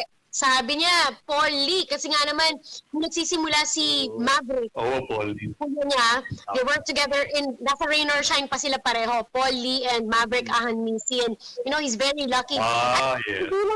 Hindi lang si Maverick talaga ang uma-idolize kay Paul Lee. I would talk to a lot of, aspiring PBA players, at isa si Paul Lee sa mga pinaka-impressive sa kanila. And ever since naman talaga, maganda ang pinapakita ni Paul Lee. So we hope to have Jerrick back on the show. Ang ganda pa naman ang ating usapan sa kanya so far, but that's going to be super exciting.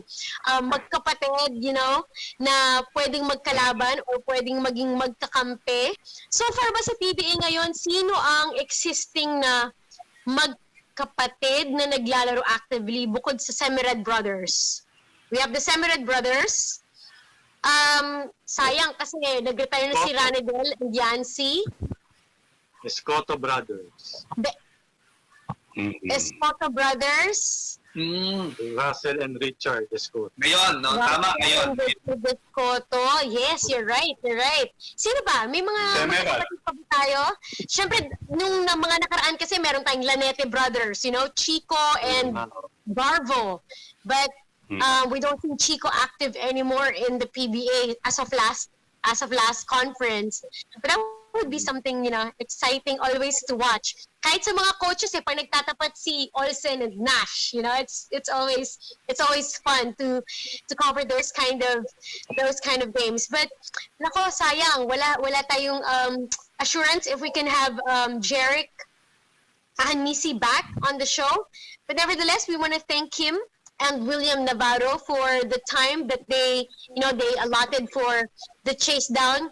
Again, sayang, would have been a nice opportunity to get to know them, but our connection isn't as stable hopefully next week mas marami pa tayong makausap na mga magpapa-draft. So again, sa mga Tagalog speaking. ka-chasers natin, help us kung sino ang gusto nyong pwedeng makakwentuhan. Ang dami po nila ngayon. So let us know kung sino mga gusto nyong mas makilala pa. Go ahead, Wayne. In Tagalog, ha? Riza, actually, Riza, meron tayong additional guest. Oh, wow. Wow! Yeah, man. Another PBA aspirant. Oh, who is? Yeah. Oh, Hindi ba nabasa, Riza? Yung name ng guest? Brian, I'm sorry. Brian Gregorio? I wasn't able to read. Sa akin lang na guest. It's Nick the Ay. Moses. Hey, what's up? How are you guys? Sino Hey, siya? Ano naman, ha? Wow! Ako naman! Risa is Oh, Risa. teary-eyed. Riza, you do Ay, the si talking, Riza, Riza. oh. Come on, Riza. You do the talking. I just wanted to wish Valentine's you happy Day. Valentine's Day, No, no. early Valentine's Day, and me and Bella. Hindi makapagsalita si Risa, napipi, umurong ang dila. Nabigla nga, no? Hey, Nick. How are you, Nick? I'm good. How are you? Good. Where are you right now? I'm in Hawaii right now. Oh, so what are you preparing for the PBA draft? I just been working out and trying to stay ready and stay in shape and get ready for the physicality of the PBA. So just trying to get my body right and stay ready. Oh, kasi Sir Jerry, have question for Nick. Paring Nick, Nick, what's up, Paring Nick? Yes, because our lady cause got tongue-tied. Tongue-tied, right? Nick, I know she don't know what Nick, to say. any prepared teams you like to play for? Oh man, that's tough. I don't know. Me and Reed were just talking about this the other night. I think one I had preference was Rain or Shine because I know the system. Coach Kavina, I used to practice with them last season, so I know the guys, I know the staff. So comfortability wise would be that, but anything that takes me, I'd be more than blessed and thankful that they pick me. So wherever I go. Oh, that's good. Abak, you have question? Paring Abak, you ask question to Paring Nick. Yes, Nick. Our paring Nick. Okay, my question is for Nick is outside basketball. How does it feel being a dad? Oh, it is awesome. And, there's no other feeling than being a father, and especially sharing it with Riza because she's an awesome mother. She's been working hard. She's been working hard since I've been gone, taking care of Bella, and, she's been on her own. So I'm just thankful for that and her, But it's awesome being a father, and sharing it with Riza is even better. Correct. That's good to know. All right. Riza, do you have any question? Yeah, Paring Nick. Yeah, okay, I have a question for Nick. Nick, what made you decide? What made you to decide and play here in the PBA? Is it because of course, your darling? Reason? No, I don't think it's not that, but I think with just everything going on right now and, having a chance to be able to support my family now, not just Riza, but Bella more than anything, and be able to take care of her. So I just think it was the right timing to enter the draft. Okay. So, Risa, what would you say? Ang pogi ng guest natin, hindi ako makapagsalita eh. Grabe. Okay. So, say something about that. This We need is some reaction. awesome. This is an awesome surprise, Boo. I didn't know you were gonna guest on the show. I don't know that either. I guess I got to pick up my sleeve. But this is is the sweetest Valentine's ever. So happy Valentine's. Uy, di nga. Good luck on the upcoming draft. I know how hardworking you've been in the past few months, not only on the athletic side of things, but also for our family. He's coming home soon, so everybody better watch out, because we got it. Team Demises. Right. Okay. So I guess with that being said, this is something super. This is such a pleasant surprise. With that being said, I want to say happy Valentine's, baby, and I love you so much. You know that. Thank you, Natalie. And also to our viewers, happy Valentine's Day, everybody. We love you, and we always, appreciate you supporting the Chasedown. This is all the time that we have left on the show. We got to wrap up. It was such a great afternoon. We got to talk to our PBA aspirants, including Nicholas Demuses, in behalf of our Chasers, William Galvez, Aba Cordero, Jerry Ramos, and Zaldi Perez. I'm Rita Diaz. Thank you all for joining us in this week's episode of